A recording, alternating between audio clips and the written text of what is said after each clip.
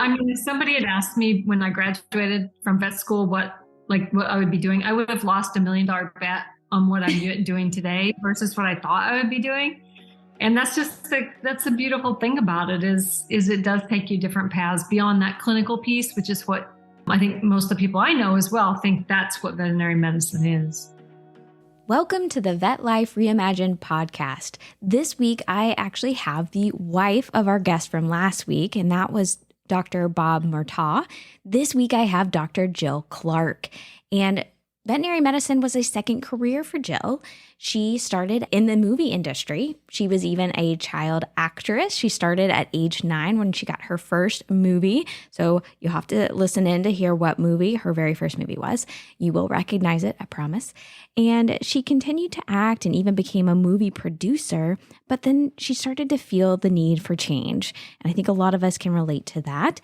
So she decided to go back and pursue a career with animals that she's always loved. And now she is the founder of a company called Ignite. And Ignite is about reimagining veterinary education. And this is education for every member of the veterinary team. She has a special heart for customer service representatives or CSRs. So I'm really excited to bring this conversation. She's such a kind individual. And so without further ado, this is Dr. Jill Clark. I'm actually able to do something with what I learned throughout my entire life in what I'm doing now. So it's been really exceptional, and only veterinary medicine could give that opportunity, I think. I said the coolest thing about it, guys, is that the job that you really want probably hasn't even been invented yet. Like, you may invent it. And several of the people that I'd hired went on to do jobs or roles that really had never existed before. Like, they're the only ones in the world doing whatever it was. And that's the thing I think we lose track of, because sometimes we, as veterinarians, we're very black and white about what's possible or not possible. And there's also this lovely gray that we can play in, and sometimes say there's a need for that. And I'm smart, and this profession is very forgiving of people trying to get in and start something and watch us grow. And so that opportunity opens up, which is really, really a wonderful thing that might not exist in a more mature industry. It's because veterinarians, I mean, we're like renegades, right? We're the Wild West out here as veterinarians. We're going to do everything and not eat lunch and be really proud of it. I think there's that spirit that we have. Sometimes if we contain that, we can take ourselves to amazing places. And at the end of the day, I'm sure, like you, I'm not in practice any longer. Yes, I miss certain things about that very, very much. But what I love is that I feel like I'm helping more pets, what I'm doing today, than I could have when I was in practice, in a single practice, or I was in a 6-doctor practice. I just can't, I know I'm impacting more with what I'm doing. And that's kind of I think it's at the end of the day, that's where we all want to be. Yep. Impact. It is exactly why I did choose my route after residency. So I think this is such a good setup, but I would love to go back from the beginning just a little bit and really be able to tell your story and how you got to where you are, where you're excited, you're getting to do things. Like you said, that if you had asked your earlier self, you never would have thought that this was going to happen. So you mentioned it already, but your very early start, because I read that you were actually a child actress, was in film and production. So I'm curious, how does a person get started as a child actress? This is way beyond what I am familiar with. So how did that start for you? You were really digging, so that good on you for that. But so I was 9, and we lived on a farm, and there was some national auditions for this movie called Where the Red Fern Grows. And they were auditioning in my area, and my dad and mom thought I was just like the perfect kid for that. And I was kind of overt in everything I did at that point in time, right? It was just very gregarious. And so I went to audition and got the role of, there were 3 kids in that movie, as some might remember if you've read the book or whatnot. And so I was the middle girl in that. And so that really kicked off kind of a 17-year career in Beyond 9, back when I was a teenager, then moved into that as really my career that I was in 17 years before veterinary medicine. So it was just kind of one of those things that happened. I was in a second movie when I was 14 and did some commercials and other things like that, but really found my love was on the opposite side of the camera, helping to organize, the crew and all as an assistant director is how I ended up before I decided to do something completely different and become a veterinarian, which is honestly what I had always wanted to do as a child. I think all of us veterinarians have a moment where we remember that decided we wanted to be a veterinarian, an experience or something that happened. And we lived on a farm and we had this incident with a barn cat that happened, and we went to the vet and I was able to participate and everything because these guys were just wonderful and let me do that. That was the moment. So I kept that with me, even though I went through the child actor phase and all of that, and decided when that was no longer where my heart was, I wanted to become a veterinarian. So it was a second career for me for sure, and kind of a late start in veterinary school, which also interesting. I was just talking about this with somebody and he got asked, this was another veterinarian, he was a specialist, and he had someone ask him, he was 45 and was contemplating going to vet school. And I recalled interviewing somebody who it was their veterinary medicine was their second career. And what I've noticed is sometimes with the second career veterinarians is that, especially like going through vet school, they really can appreciate certain things, I think, just with that very unique perspective. So absolutely, that it's definitely a possibility for second career. And again, back to what we're talking about, you are able to bring a lot of those skills that you learned. And at first people were like, what skills from being in a movie, like you said, you were running, you were producing these movies as well. And you were gaining a lot of like business skills and leadership skills, I'm sure, in that type of role that you could bring into the profession. Is that correct? Well, I just assumed. Oh no, my gosh. I mean, so in my position as assistant director, and really being on the set as a kid, there's this thing called ego management, right? That we all had to know, like, because these actors would be there and you'd like, please come out of your trailer and work. We're all standing out here in the rain, the crew, we're working who knows how many hours. And there was just this kind of sometimes actors can have some egos that you have to deal with. And I think just learning that over time, how to work in that area really, really helped me with client experience skills, client communications, those sorts of things, because it just let me navigate that in a really comfortable way. So it never really bothered me when somebody's like, no, I'm not going to do that procedure or whatever. It's like, well, let's talk about it.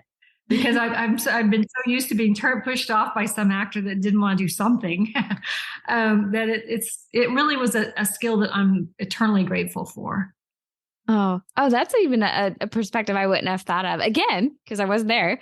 I've not been in an acting set or how things move. So yeah, and that comes into play all the time. We talk about communications, not just client communications, but internal communications between teams. I know is also just communicating with other people is hard in general. So humans, right? Yep, exactly. Yes. I practiced for about 10 years and then I found myself with a hospital group that was 8 of them and they rolled up to 80 and I became vice president of operations for them. And I really credit that absolutely to the film industry because they were this young, energetic company starting up and I was used to like moving crews around and keeping track of hours for union stuff and all that. And I think it really kind of caused that to be, which was something, had I not been in veterinary medicine, I'm sure there's no way on God's green earth I would have been elevated to that kind of role, as a young veterinarian. I'd practiced about 10 years, but just really otherwise those business skills, if they hadn't been there, wouldn't have led me down that path.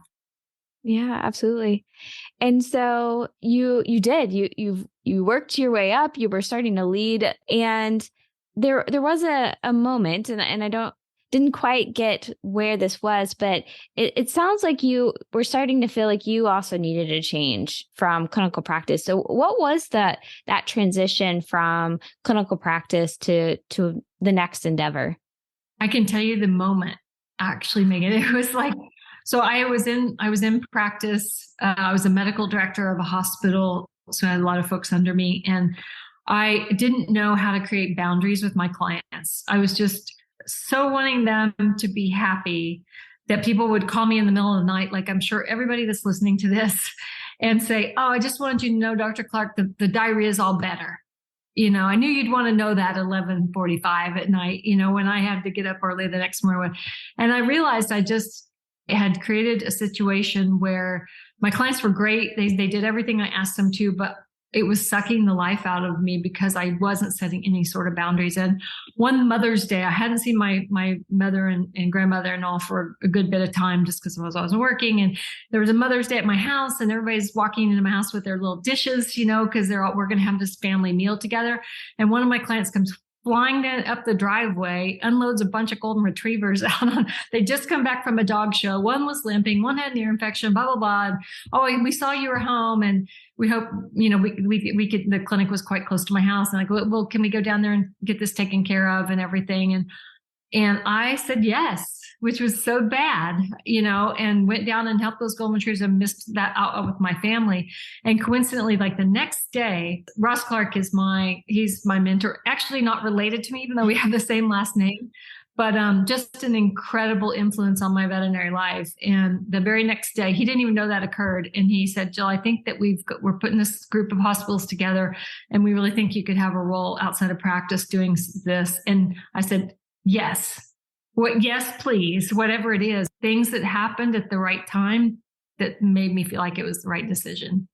Yeah. Wow. That's interesting that you could pinpoint it. And I do believe in God's timing, right?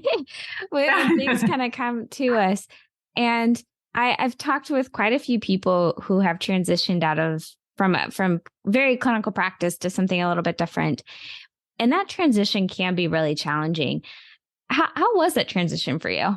Well, I did relief work for a long time. I think we all want to keep our toe in it. You just aren't convinced that you're actually leaving for a long, long, long time. So I worked relief shifts in tandem with that, mostly because I just couldn't believe that this was really happen. Like it was really going to be a finite time where I would be away from practice.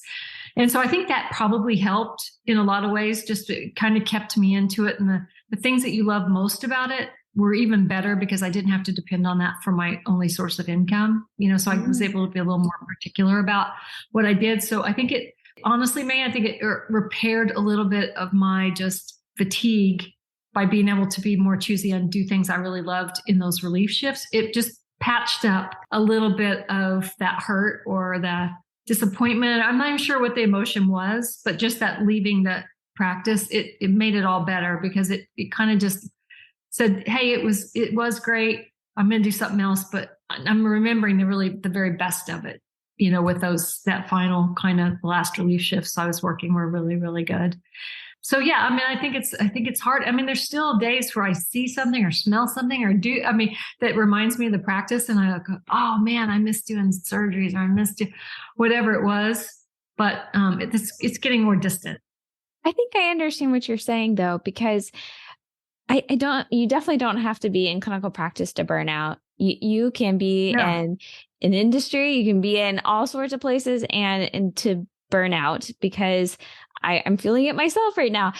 When you take on too much, it is, I've had a couple of thoughts this week where it almost feels like an addiction. Like I have to keep working. There's too much to do. There's always something to do. If I'm sitting doing absolutely nothing, I'm wasting time. And when you give yourself the pause, it is definitely healing to your body and your soul. You get to a certain point where you get numb. And I think when you allow yourself to take a breath and to pause, you can actually start to heal, like you said, and start to remember why you liked what you were doing in the first place. I think that may be part of it. It is just part of being the best person, veterinary professional, to give yourself that time to say no, make the boundaries. There's this individual I really respect said it's not what you say yes to, it's what you say no to in your career that really determines your success. And it's so true. So I have this planner. I know it's old school, but I have this planner on my desk. And I was really in that kind of hamster wheel feeling in the past. And what I did is I gave myself permission to say no by scheduling if I want to work out, great. If I want to ride one horse or two horses a day, I'm a horse fanatic, can confess up front. That gets scheduled in. And then if something else comes on that, it's no, I'm sorry, I can't do that meeting, but I could do it next Monday. Or, I can't do that party, but, good luck to you. And I hope you have a really great time. Getting to the point where you can say no, honestly, is the most freeing thing. It's really where true happiness lies in getting it. And veterinarians and veterinary people in general, I think yes, we can do it because James Harriet can, and we can too. And I think that if we could get to the point and even try it, experiment with it. Anybody's listening, experiment with it. Say no to a couple of things until the word starts to feel more comfortable. And just take that time that you just gained by not doing that and do something you really want to do. And it's magical. It really, really is. It took me a long time, obviously, to figure this out. But the no part of me, knowing that no was okay, I think is a gift that will just keep on giving if people can get comfortable with it. Yeah. Oh, that was a really good saying about the success is actually being in the nose. That's powerful. Yeah, for sure. Yeah. Well, you brought up Ignite. So how did Ignite start, and what was the path there? Well, I always, in practice, education just is king, right? We don't always know how we get that education, but we get it. And then I was working on VCA on their executive team in Los Angeles, and I was doing other things. But one thing that became available was their corporate university. They didn't really have a truly formal corporate university, and they had 24,000 learners, 24,000 employees at the time. So myself and a couple other people were able to put that together and create Wolf University for them. And it was really amazing. It was just an amazing, amazing journey because people want to know how to do the right thing, but they're not always sure how to do it. And in our profession, sometimes they lack confidence to ask. If you're a technician, to ask a doctor, how do you do this? Everyone just assumes you can. And so you try to hide this kind of imposter syndrome sometimes, right? So education cures that. So I left VCA in 2016 and started Ignite. And really the goal of that was to take that high-end neuroscience and adult learning principles kind of education and bring it to independent practices that couldn't afford a giant learning and development team and all this like some of the bigger companies could. And how could we bring it to the doctor on the corner who's trying to help patients every day, and yet the staff maybe isn't where they need to be, so that doctor isn't burnt out and can do their own jobs, and that person's not doing their job plus their staff's job because there was lack of training. So I started that in 2016, really focused on the team. So right now I'm an evangelist for CSRs. Ignite has a lot of different role-specific education. But for example, on the CSRs right now, we have this veterinary receptionist certificate of excellence. And honestly, Megan, we have about 4,500 seats sold on that. I used to feel terrorized by talking money to a client, but now it has a new place in my mind because of this program, and I'm not scared anymore. And people are saying yes to me, and the doctor's treating me differently. And I always wanted to know what these words meant, but I never knew, I was embarrassed to ask, or just these stories that every night you're just like, oh my gosh, these CSRs, I'll just keep on this for a minute because it's my current passion, but CSRs want to do the right thing. And we treat them like they're going to leave us, so we're not going to do much with them. They're just going to leave us. Why invest in them? Why give them anything? And then we're disappointed when they do. But if we could educate them and help them be part of the patient's healthcare team and be a client experience guru, all of a sudden they have a new purpose. The doctor's not having to do those duties. This person can stand on their own 2 feet. So that same passion goes to assistants and technicians and practice managers and that sort of thing. So we're slowly but surely, we're getting this super line of incredible products that just upskill and elevate those roles in the practice so that that practice can be high functioning and efficient. Hi, we'll be back with the second half of the show after this quick break. But first, I wanted to take a moment and thank you for listening to the Vet Life Reimagined podcast. If you're enjoying the show, the best way to support us is to leave a rating and review on your favorite podcast app. It really helps us to reach more listeners, and we really appreciate it. Thanks for listening. And now back to the episode. And kind of going back to what we were talking about, I think the veterinary profession attracts such passionate people that every part of the veterinary team can be a full career if given the right skills and attention and value, like you're doing with this program. So how exciting is that to create this, career path for anybody who's coming into the ecosystem of veterinary medicine? I think is fantastic. And we need a top of the funnel, right? We know that we need more people to come into our industry. We can't just keep hiring each other's employees away from each other, which is what we're doing right now, right? There's a set number of people, and we're just trading them amongst practices because we don't have a good way to bring people comfortably into our industry. And so I think something like VRCE is just a great, easy way for people to come in, become really confident, work in a practice, and then decide if they want to be an assistant or do they want to go on to tech school or, whatever other decisions they might have.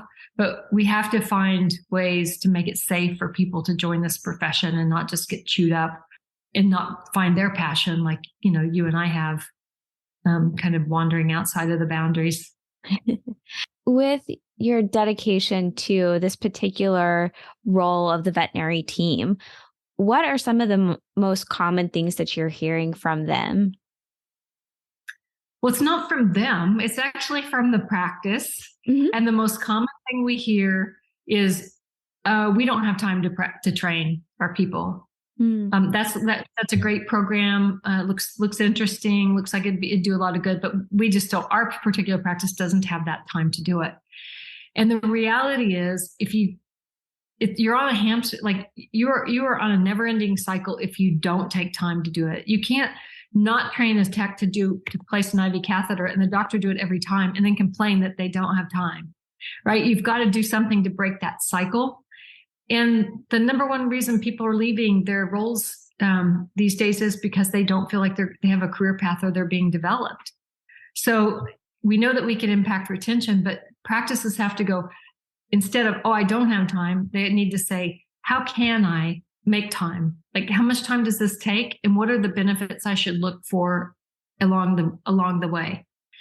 And then once they know that, then it's clear they need to make time. And we're getting those sorts of testimonials from the practices. Like, all of a sudden my CSRs are coming to my door and knocking on it and saying, hey, can we do this or this and this and take on more responsibilities on this or that? And the practice manager's like, yes, please, take it. Where before, without education, our teams they just don't feel confident to come in and say, hey, I'm going to start a new client experience program at our practice. They're probably not going to do that. If we want something to change, we've got to allow time for that to be possible, for it to change. Otherwise, we're in the same boat from here on out. For like a veterinary technician or a receptionist who may be in that position where they hear the person who makes the decisions that we don't have time to train, what do you recommend to them? Because in that moment, it could probably feel like I don't have any control. There's not much I can do. But I'm a believer that there's usually something. So what do you tell those individuals to do next? Well, I think reaching out to their leadership and having a serious discussion. I think we don't have very many serious discussions at the practice. We're in such a, flurry that a lot of time we don't actually sit down and say, practice manager, I'd like to stay with your hospital. I really would. I'd like to be here. I think this is something I could do as a career in whatever that role is. But I need education or a way to move forward and feel more confident doing those skills. What if I use 2 hours a week and went through this program or whatever it may be, and at the end of 6 months, we had another discussion about what my duties might be after that? Just sit down and try to make a plan with that person, that leader. Because if we expect the practice managers to do everything they're doing and also come to you and go, hey, I'd like to set this time aside. That may happen in some practices, but a lot of times they're just like trying to stay afloat. They're in the same position. So be earnest about it, offer solutions, and then let them get a picture of what it would look like if you did have more skills. If I knew how to run a ventilator, look what that would do. We only have one person right now able to do that. It would expand our 24-hour capacity, blah, blah, blah. Could I take the time and get that? And after I got that, would there be some way that you could reward me financially for that? So it'd be, worth my time too. And I think that those kind of conversations really need to happen. On the tech side, we developed a product that'll launch in June called LifeRaft.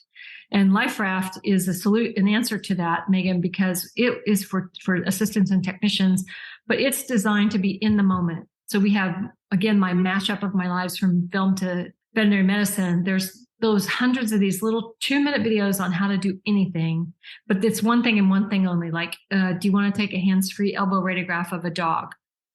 We can remind you how to do that because maybe you haven't done one in a while and you want to be reminded. There are doctors in the other room. You'd have to wait for them to ask. You don't really feel like you should. You feel like you should already know that. Just reminders of things. And then we have a faculty of board certified specialists too that are there also to back up that technician in dentistry and parasitology and derm and different things, saying, gosh, if you're prepping for that fine-needle aspirate or whatever it may be, let's just go through your list really quick. This is what you should have on hand. So it's all super short. No long chain stuff. It's meant to be in your pocket. Like, oh my gosh, I'm doing a cardiocentesis on a snake at 3:00. I've got to figure out how to do that again because I haven't done it in a long time. 3 minutes. We've got a list of what you have to get prepared, how you're going to do it, where you're going to find the heart. Bing, you're done. It doesn't mean you'll never need your veterinarian to be there to oversee things. It just lets you have that confidence, which is what we're trying to instill back in these teams. Is just let's be confident so that patient gets the best care possible.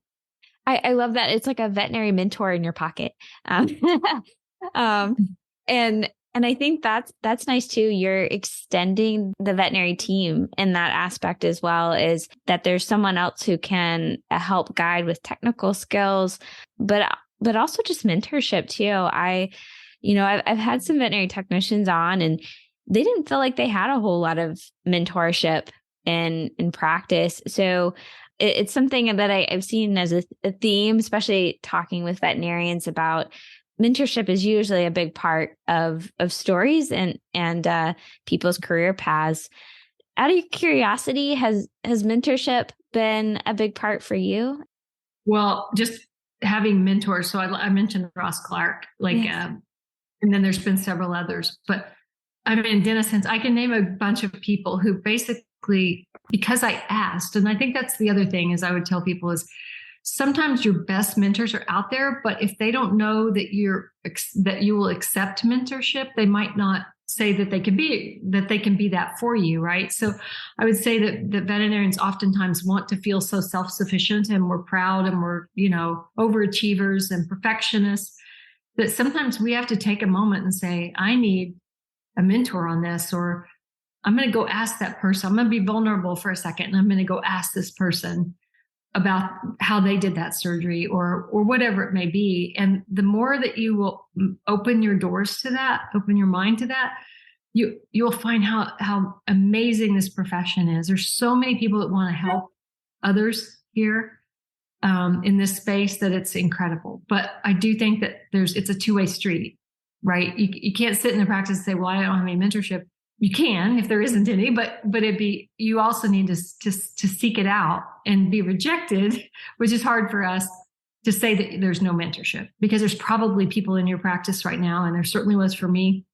And it was usually when I was like down in the doldrums about a patient or a case. And then I remember clearly one guy, Dennis Henson, something had gone wrong in a surgery I did, and the dog had multiple problems and they just kind of all came together. And basically he made me stand in the office and he just started loading me up with textbooks. So I was standing there like, whoa. He's like, hang on just a second. And he just kept getting books and books and books off the shelf. And then he said, can you know all of that in your brain right now? Can you know all of that? And I was like, no, I can't even hold them. And he said, that's right. You're doing the best you can do. And I'm here for you if you ever need me. And that's all you can do, right? You can't know every last thing in here every minute, right? And I thought that was like a real turning point too. Those kinds of people are everywhere in veterinary medicine. And like, there's so many, I couldn't even name them. But again, like the no thing I was talking about earlier, you have to get comfortable with saying, I'm vulnerable. I don't have the answer to that. Can you help me? Well, no, I can't help you, but somebody over here is great at that. Let me get them in touch with you.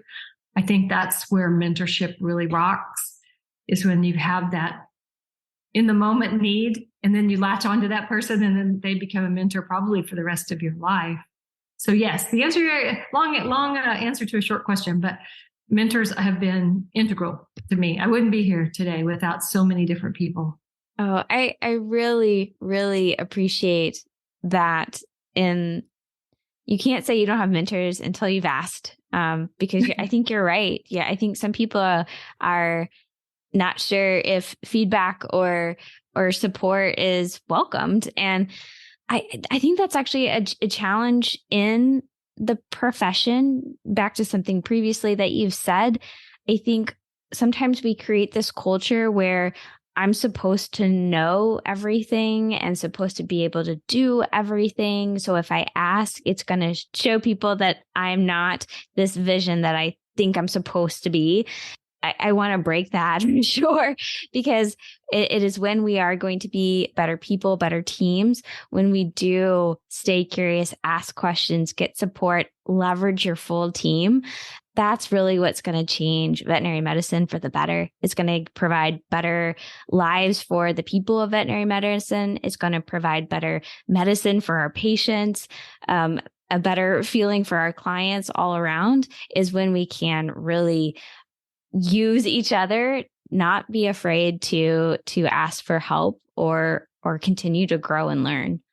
Well, if you think about it, who is better at euthanasias than veterinarians? Nobody in their teams, right? We have empathy. We handle those perfectly. And yet we don't treat each other like that.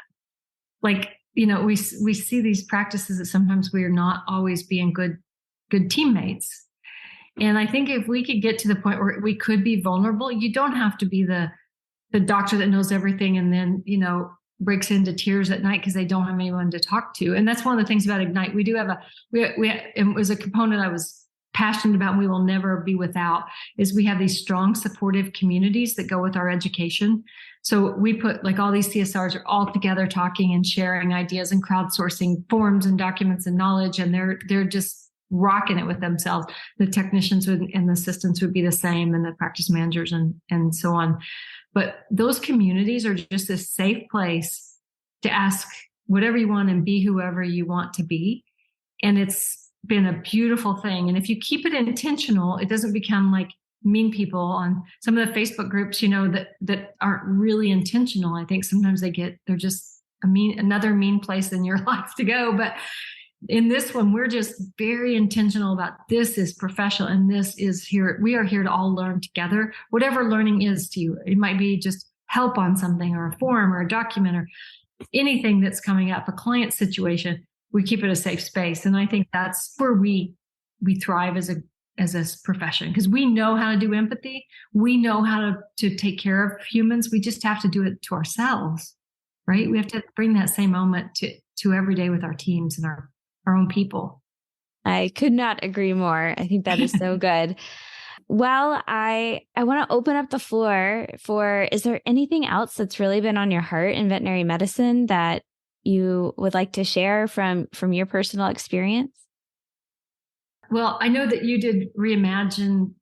That's reimagined is in your language as well. And I would just encourage people to reimagine learning and education in veterinary medicine. We are so used to being lectured to and just call it good and like hope for the best. And we know that there's this thing called the forgetting curve that just works really, really hard against us to purge that information as quickly as possible. But just whatever that education is, whether it's Ignite or anybody else, just choose education that follows principles where it can be retained and it can really change lives. Because there's so many people out there that are like, I've tried training, it doesn't work.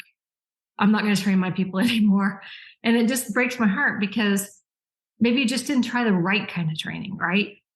So my word of wisdom would be look into things. We've got to reinforce it. Nobody gets anything the first time you say it, period. It just doesn't happen.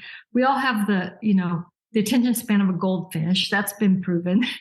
So choose training that works because your people want to be better. They want to care for your patients. They want to be part of the pet healthcare team in a meaningful way, even if that's the kennel kids or the janitor. I mean, everybody's there because they love animals and they want to roll in that. So help them be capable so that they can increase that hospital's efficiency and also help take some of this load off our veterinarians and our other team members who are just doing their job and everybody else's job because they just won't stop for a minute and give people the development they need. Very well said. Thank you for that. And thank you so much for what you do. You are making such a huge impact in veterinary medicine by providing education. We are a career that we really do believe in education. Sometimes we forget that, right? And that it's a continuing process, and the reimagining of how education can look, I think, is also a passion topic of mine as well. So thank you for helping support that vision and supporting different avenues for all levels of the veterinary professionals to do that. Well, thank you for what you do too. We all need to be out there being a little bit disruptive right now, I think, to make it a better place, because we know what it can be, and we just all have to be on the same page of how we can get there. Yeah.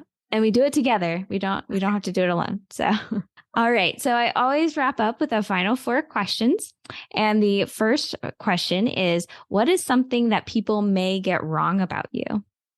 Well, I'm really a ridiculous tomboy. I live on a farm. I ride horses every day. I throw saddles around in hay. And if you could see the bottom part of this top, there's jeans and boots with spurs on. And that's really my happy place. So the pink shirt and spurs. I like that. Love that.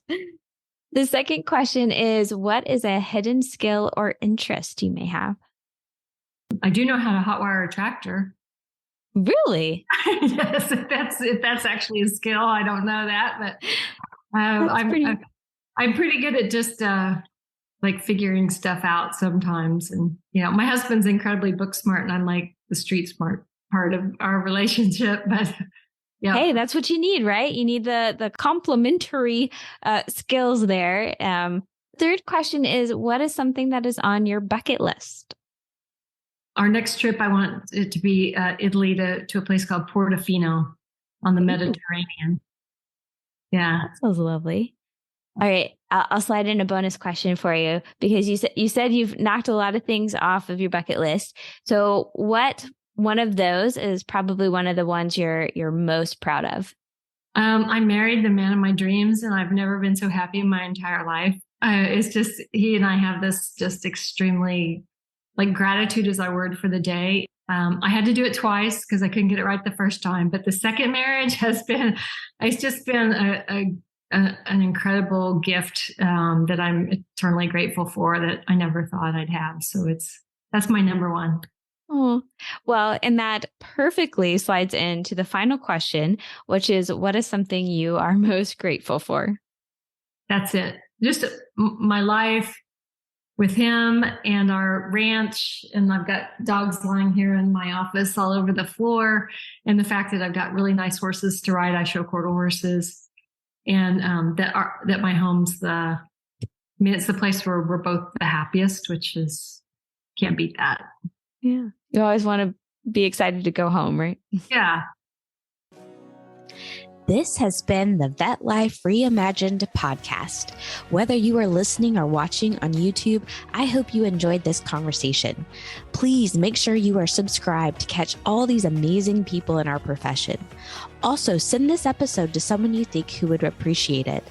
Have a recommendation for someone who would be a good guest? Please reach out on LinkedIn, Instagram, or Facebook. There aren't that many Dr. Sprinkles. Until next time, Vet Lifers.